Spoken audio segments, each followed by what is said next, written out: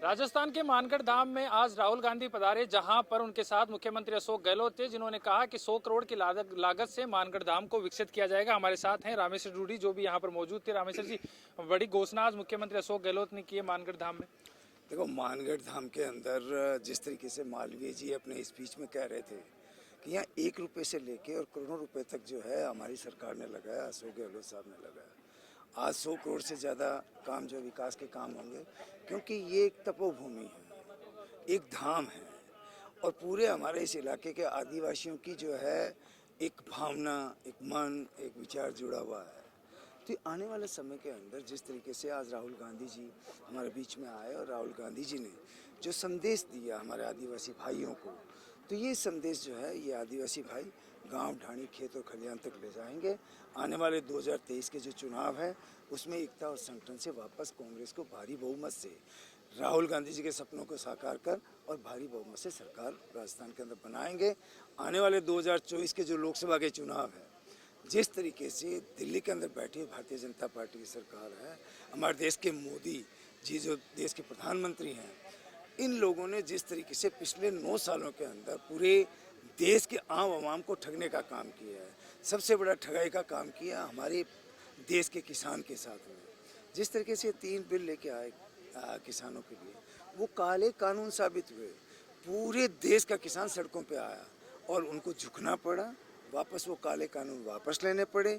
तो मैं ये भी आपको कहना चाह रहा हूँ कि आने वाले 2024 के जो चुनाव है, ये देश की जनता एकता और संगठन से पूरे मजबूत तरीके से, और आने वाले 2023-24 में जो लोकसभा का चुनाव होगा उसमें राहुल गांधी जी को भारी बहुमत से जिताकर और देश का प्रधानमंत्री बनाने का काम ये देश की जनता करेगी। अच्छा डूडी साहब, एक और आपका आजकल बयान चर्चाओं में, आपने आरएलपी के हनुमान बेनीवाल को ठग कहा, उसको लेकर भी बड़ी चर्चाएं राजस्थान में हो रही हैं कि कहीं पीछे देखा गया था कि दोनों एक नेता एक जाजम पर बैठते थे, और इस तरीके का बयान कैसे रामेश्वर डूडी? जाजम पे नहीं, देखो समाज का जहाँ कहीं भी सामाजिक प्रोग्राम हुआ है, हमारे समाज का जो प्रोग्राम था उसमें हम एक मंच पे आए।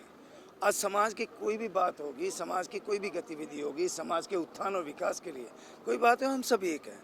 लेकिन हमारे कांग्रेस पार्टी के सिद्धांत और विचारों से हम बंधे हुए हैं। उनका जिस तरीके से जो हिसाब किताब है, कभी बीजेपी के अंदर रह के आए थे, आज कांग्रेस की तरफ देख रहे हैं, कांग्रेस उनको ले नहीं रही है, बीजेपी ने उनको बाहर निकाल दिया। और जिस तरीके से हमारे युवा को जो ठगने और बुरगलाने का काम इस तरीके से वो कर रहे हैं, क्योंकि आज युवा समझ चुका है, उनको रोजगार चाहिए। उनको खाली कोई जो ऐसी बातें, भ्रम फैलाने का, झूठी बातें करने का, उससे युवाओं का पेट नहीं भरेगा। हम लोग सही मायने में यदि हमारे प्रदेश के युवाओं का भला चाहते हैं, प्रदेश के जवान का भला चाहते हैं, तो हमें प्रदेश के जो जवान के रोजगार की हमें सोचनी पड़ेगी। आज प्रदेश का जवान क्या चाह रहा है उसके बारे में हमें जो है ना विचार रखना पड़ेगा, दिल रखना पड़ेगा, सोच रखना पड़ेगा। एक अच्छे सोच के साथ में हमें काम करना चाहिए। मैं उनको ये सलाह देना चाहूँगा कि आने, क्योंकि आप भी राजनीति के अंदर आते हैं, राजनीति के अंदर आपका विचार, आपका मन बिल्कुल साफ होना चाहिए।